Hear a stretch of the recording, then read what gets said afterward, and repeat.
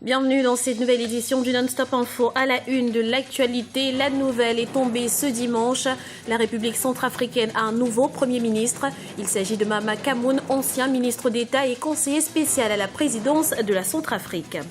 Au Sénégal, la question de la réduction du mandat présidentiel de 7 à 5 ans se fera par voie référendaire. Reste à présent à définir l'agenda de cette consultation électorale. Et puis 11 août 1960, 11 août 2014, voilà 54 ans que le Tchad s'est affranchi de la tutelle coloniale. À cette occasion, de nombreuses festivités sont organisées à travers le pays.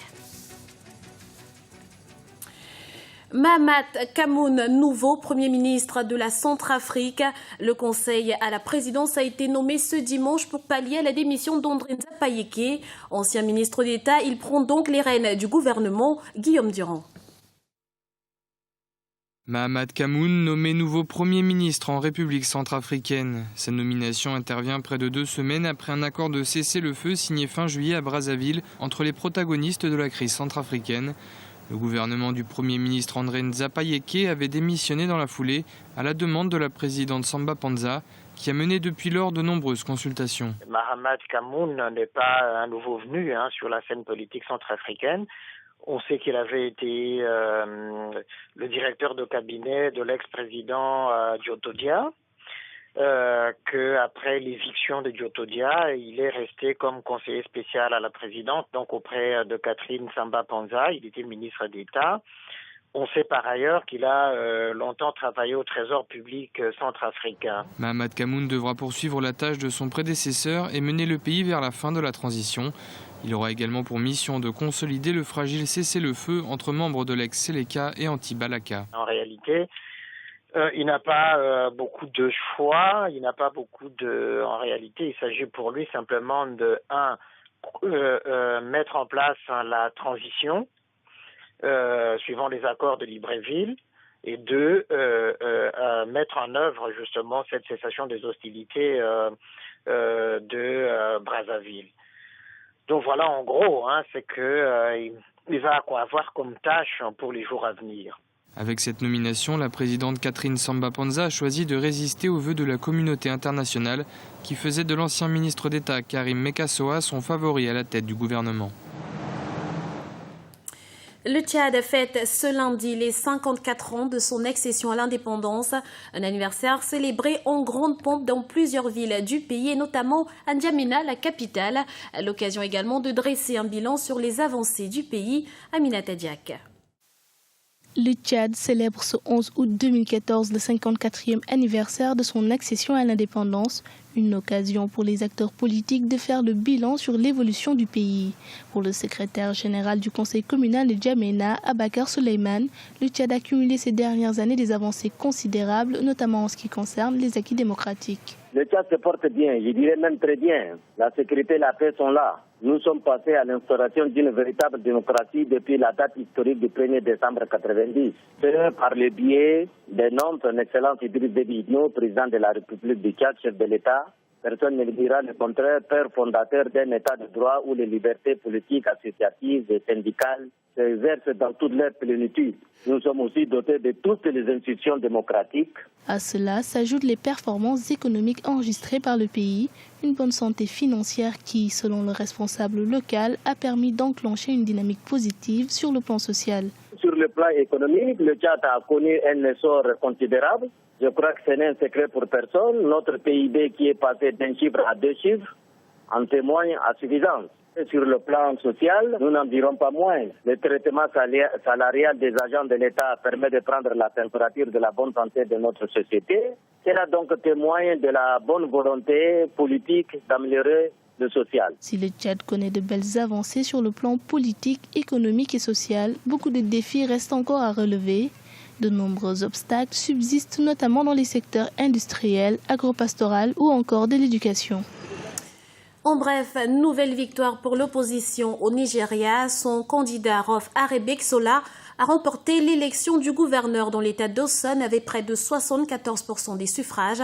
Un scrutin qui s'est déroulé dans le calme et qui fait naître l'espoir d'élections nationales apaisées en 2015. C'était une promesse de campagne, les temps passent d'être concrétisés. Au Sénégal, le président Macky Sall a réaffirmé que la question de la réduction du mandat présidentiel se ferait par voie référendaire. Le chef de l'État envoie ainsi un message politique fort, celui du respect des engagements électoraux. Voyez ce reportage de notre correspondant Djibril Fofana. La réduction du mandat présidentiel au Sénégal devrait se faire par la voie référendaire. Le président Macky Sall s'était engagé durant la campagne électorale à ramener son mandat de 7 à 5 ans. Mais depuis son accession à la magistrature suprême, il entretient le flou sur cette question. Une large majorité de ses partisans lui demandent de renoncer à ce projet, tandis que les acteurs de la société civile et de l'opposition lui rappellent cette promesse de campagne qu'il doit respecter. Dans ce contexte, le choix de recourir à l'arbitrage populaire est, de l'avis de nombreux observateurs, la meilleure option. Est-ce qu'il faudrait organiser un référendum simplement pour le mandat du président de la République ou alors pour l'ensemble des questions qui sont relatives à la réforme des institutions, c'est-à-dire organiser un référendum pour une nouvelle constitution au Sénégal, avec les propositions de la commission qui étaient mises en place. Donc ce sont des questions-là actuellement qui sont agitées. Mais en tout cas, à mon avis, il faudrait éviter d'organiser deux référendums.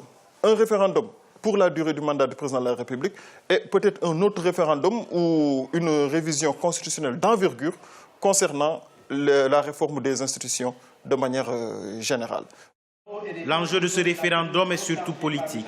Il permettra au président Macky Sall d'envoyer un message fort aux électeurs et à la classe politique, celui du respect des engagements électoraux. Au moment du référendum, Macky Sall ayant promis de réduire son mandat, je ne le vois pas faire peut-être une campagne pour le non. Et tous les leaders de l'opposition, tous les leaders politiques du Sénégal de manière générale, comme ils veulent tous accéder au pouvoir, le plus rapidement possible, vont aussi faire une campagne pour le oui. Et ensuite, les organisations de la société civile, de manière générale au Sénégal, qui pensent qu'il y a une forme d'universalisation du mandat de 5 ans, vont aussi également faire une campagne pour le oui. Aujourd'hui, un référendum, s'il est organisé au Sénégal pour un mandat de 5 ou 7 ans, je pense que le 5 ans l'emporterait largement. Mais aujourd'hui, la classe politique reste divisée sur l'idée d'un référendum. Si certains acteurs y voient une manifestation de la vitalité démocratique du Sénégal, d'autres par contre dénoncent le coût exorbitant de l'organisation d'un référendum sur le budget de l'État. Dans l'actualité également, nouvelle session extraordinaire à l'Assemblée nationale malgache ce lundi. À l'ordre du jour, l'examen de 2 projets de loi organiques. Le projet de loi sur les réformes du Conseil supérieur de la magistrature, dont le mandat de ses membres actuels a expiré en 2011, et le projet de loi sur la décentralisation, dont dépendra la tenue des élections communales et qui va déterminer les nouveaux pouvoirs des autorités locales. Du sport pour clôturer ce journal, la Coupe CECAFA 2014 se poursuit jusqu'au 24 août prochain à Kigali, au Rwanda. 14 clubs de football sont en compétition, parmi eux le Rayon Sport qui représente le pays des 1000 collines.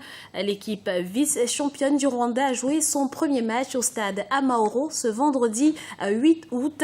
Les temps forts de la rencontre dans ce reportage d'Olive Adjakoton, notre correspondant au Rwanda. 0-0, c'est le score final de l'opposition entre Rayon Sport du Rwanda et la formation tanzanienne d'Azam. Une rencontre qui s'est déroulée le vendredi 8 août 2014 au stade Amahoro de Kigali. Le match comptait pour la première journée du groupe A de la Coupe CECAFA 2014. La première mi-temps était plus ou moins plaisante, avec les meilleures opportunités pour les visiteurs venus de la Tanzanie. Les locaux seront plus entreprenants à la reprise et ils obtiennent des occasions franches à la 76e et 81e minute. Mais faute de précision dans les derniers gestes, les deux équipes font jeu égal à la fin de la partie. Je crois que c'est pas mal pour notre équipe. On essaie toujours de se donner à fond pour qu'on continue à la CECAFA.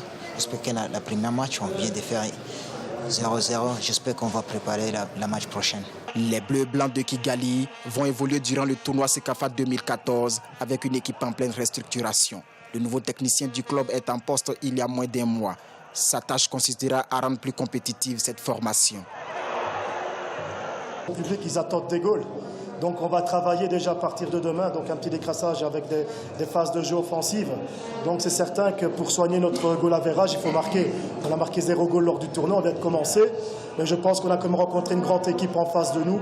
Rayon Sport a remporté le trophée Sekafa en 2004 au Zanzibar. L'équipe de l'APR championne en titre au Rwanda et la formation de la police sont les deux autres représentants du pays des 1000 collines dans ce championnat. C'était le journal de la rédaction. Nous vous remercions pour votre fidélité. Dans un instant, une nouvelle édition du Non-Stop Info sur Africa 24.